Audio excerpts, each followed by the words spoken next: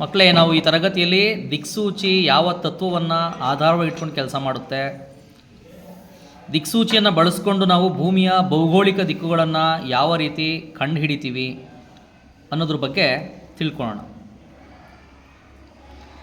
ಈ ದಿಕ್ಸೂಚಿಯನ್ನು ನೀವು ಗಮನಿಸೋದಾದರೆ, ಈ ದಿಕ್ಸೂಚಿಯ ಸೂಚಿ ಇದೆಯಲ್ವಾ, ಇದು ಒಂದು ಅಯಸ್ಕಾಂತ, ಅದು ಒಂದು ದಂಡಕಾಂತದ ರೀತಿ. ದಂಡಕಾಂತ ಅಂದರೆ ನೀವು 6ನೇ ತರಗತಿಯಲ್ಲಿ ಓದಿದ್ದೀರಲ್ವಾ?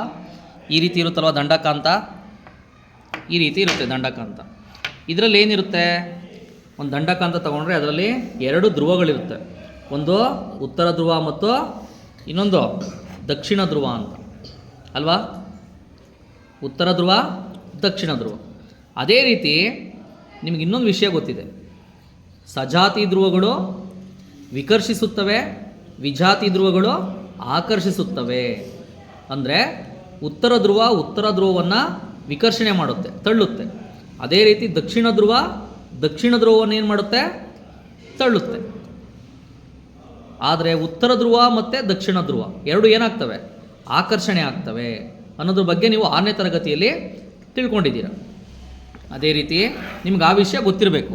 ಇಲ್ಲೂ ಅಷ್ಟೇ, ನಮ್ಮ ದಿಕ್ಸೂಚಿಯೂ ಕೂಡ ಒಂದು ದಂಡಕಾಂತ ಇದ್ದಂತೆ. ಈ ದಿಕ್ಸೂಚಿಯಲ್ಲಿ ಎಸ್ ಅಂತ ಬರೆದಿಲ್ಲ, ಆದರೆ ಕೆಂಪು ಬಣ್ಣದಿಂದ ಮಾರ್ಕ್ ಮಾಡಿದ್ದೀವಲ್ವಾ, ಅದು ಆ ದಿಕ್ಸೂಚಿಯ ಉತ್ತರ ಧ್ರುವ. ಬಣ್ಣ ಬಳಿದೇ ಇರತಕ್ಕಂಥ ಭಾಗ ತುದಿ ದಿಕ್ಸೂಚಿಯ ದಕ್ಷಿಣ ಧ್ರುವ. ಅರ್ಥ ಆಯ್ತಾ ಮಕ್ಕಳೇ? ಒಂದು ಗಮನಿಸಿ, ಈ ದಿಕ್ಸೂಚಿಯನ್ನು ನೀವು ಯಾವಾಗಲೇ ಬಿಟ್ಟರೂ ಅದರಲ್ಲಿ ಸೂಜಿ ಉತ್ತರ ದಕ್ಷಿಣ ಧ್ರುವದಲ್ಲೇ ನಿಂತಿರುತ್ತೆ. ನೋಡಿ, ಇದು ಉತ್ತರ, ಇದು ದಕ್ಷಿಣ, ಇದೇ ದಿಕ್ಕಲ್ಲೇ ನಿಲ್ಲುತ್ತೆ. ನೀವು ಇದನ್ನು ಬೇಕಾದ್ರೆ ಈ ಥರ ತಿರುಗಿಸಿ, ಕೊನೆಗೆ ಅದು ಯಾವ ದಿಕ್ಕಲ್ಲಿ ನಿಂತ್ಕೊಳ್ಳುತ್ತೆ, ಉತ್ತರ ದಕ್ಷಿಣ ಇದೇ ದಿಕ್ಕಲ್ಲಿ ನಿಂತ್ಕೊಳ್ಳುತ್ತೆ. ಬೇರೆ ಯಾವ ದಿಕ್ಕಲ್ಲೂ ಕೂಡ ನಿಂತ್ಕೊಳಲ್ಲ. ಯಾಕೆ? ಇದಕ್ಕೆ ನಾವು ಆನ್ಸರ್ ಮಾಡಬೇಕಾದ್ರೆ ಭೂಮಿಯ ಬಗ್ಗೆ ತಿಳ್ಕೊಬೇಕಾಗುತ್ತೆ. ಯಾವುದ್ರ ಬಗ್ಗೆ? ಭೂಮಿ. ಮಕ್ಕಳ, ನಮ್ಮ ಭೂಮಿನೂ ಕೂಡ ಒಂದು ಅಯಸ್ಕಾಂತ ಇದ್ದಂತೆ. ನಮ್ಮ ಭೂಮಿನೂ ಕೂಡ ಒಂದು ಅಯಸ್ಕಾಂತ. ನಮ್ಮ ಭೂಮಿಯ ಅಯಸ್ಕಾಂತಕ್ಕೂ ಕೂಡ ದಂಡಕಾಂತದ ರೀತಿ 2 ಧ್ರುವಗಳಿದ್ದಾವೆ. ನಮ್ಮ ಭೂಮಿಯ ಅಯಸ್ಕಾಂತದ ಉತ್ತರ ಧ್ರುವ ಇದು, ನಮ್ಮ ಭೂಮಿಯ ಅಯಸ್ಕಾಂತದ ದಕ್ಷಿಣ ಧ್ರುವ ಇದಾಗಿರುತ್ತೆ. ಅರ್ಥ ಆಯ್ತಾ? ನೀವು ಗ್ಲೋಬಲ್ ತಗೊಂಡ್ರೆ, ನೀವು ಗ್ಲೋಬ್ ನೋಡಿದ್ರೆ ಆ ಗ್ಲೋಬಲ್ಲಿ ಗ್ಲೋಬ್ ಕೊಡಪ್ಪ ಇಲ್ಲಿ ನೋಡಿ. ನಮ್ಮ ಭೂಮಿಯ ಅಯಸ್ಕಾಂತ ಅಂತ ತಗೊಂಡ್ರೆ, ಈ ಮೇಲ್ಗಡೆ ಕಾಣ್ತಾ ಇದೆಯಲ್ಲ, ಈ ದಂಡಕಾಂತ ಯಾವ ರೀತಿ ಇರುತ್ತೆ, ಈ ರೀತಿ ಇರುತ್ತೆ.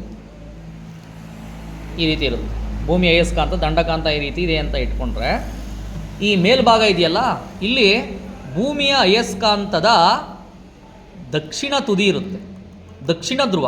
ಭೂಮಿಯ ಅಯಸ್ಕಾಂತದ ದಕ್ಷಿಣ ಧ್ರುವ ಇಲ್ಲಿರುತ್ತೆ. ಭೂಮಿಯ ಅಯಸ್ಕಾಂತದ ಉತ್ತರ ಧ್ರುವ ಎಲ್ಲಿರುತ್ತೆ, ಕೆಳಭಾಗದಲ್ಲಿರುತ್ತೆ. ಭೂಮಿಯ ಅಯಸ್ಕಾಂತದ ದಕ್ಷಿಣ ಧ್ರುವ ಇದು, ಭೂಮಿಯ ಅಯಸ್ಕಾಂತದ ಉತ್ತರ ಧ್ರುವ ಇದು. ಅಂದರೆ ಈ ಥರ ಇರುತ್ತೆ. ಮೇಲ್ಭಾಗದಲ್ಲಿ ಎಸ್ ಇರುತ್ತೆ, ಕೆಳಭಾಗದಲ್ಲಿ ಏನಿರುತ್ತೆ, ಎನ್ ಇರುತ್ತೆ. ಕರೆಕ್ಟಾ? ಓಕೆ ಮಕ್ಕಳೇ, ಈ ಚಿತ್ರವನ್ನು ಗಮನಿಸಿ. ಈಗ ನಮ್ಮ ಭೂಮಿಯ ಅಯಸ್ಕಾಂತದ ಉತ್ತರ ಧ್ರುವ, ಭೂಮಿಯ ಅಯಸ್ಕಾಂತದ ದಕ್ಷಿಣ ಧ್ರುವ ಅಂತ ಹೇಳಿದ್ದೀನಿ. ಇವಾಗ ನಾನು ದಿಕ್ಸೂಚಿಯನ್ನು ತಗೊಂಡು ಭೂಮಿ ಮೇಲೆ ಇಟ್ಟಿದ್ದೀನಿ. ಭೂಮಿ ಮೇಲಿಟ್ಟು ಈ ಸೂಜಿಯನ್ನು ತಿರುಗೋದಕ್ಕೆ ಬಿಟ್ಟಿದ್ದೀನಿ. ವಿಚಲನೆ ಹೊಂದ್ತಾ ಇದೆ. ಆ ಸೂಚಿ ವಿಚಲನೆ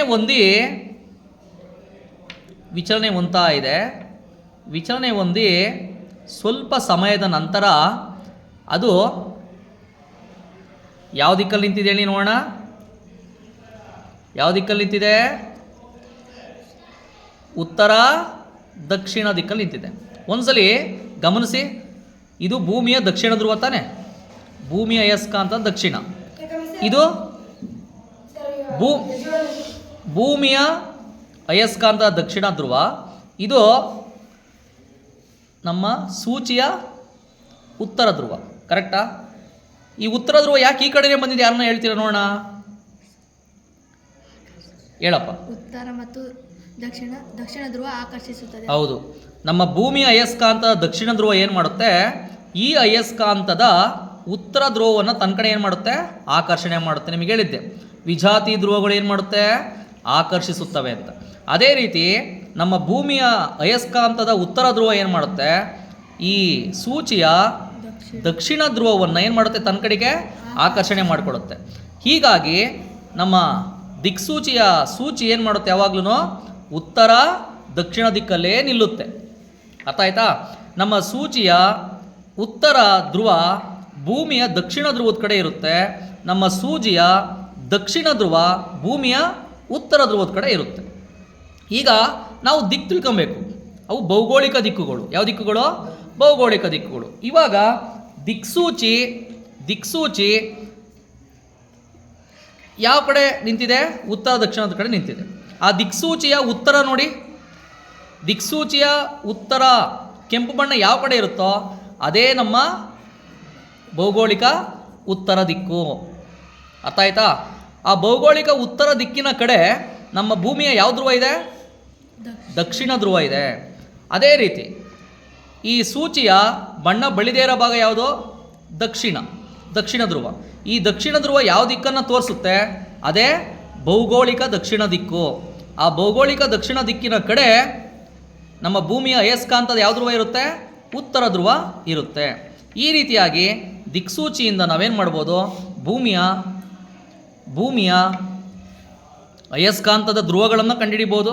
ಅದೇ ರೀತಿ ಭೂಮಿಯ ಭೌಗೋಳಿಕ ದಿಕ್ಕುಗಳನ್ನು ಕೂಡ ಏನು ಮಾಡ್ಬೋದು, ನಾವು ಕಂಡುಹಿಡಿಬೋದು. ಧನ್ಯವಾದಗಳು. Thank you.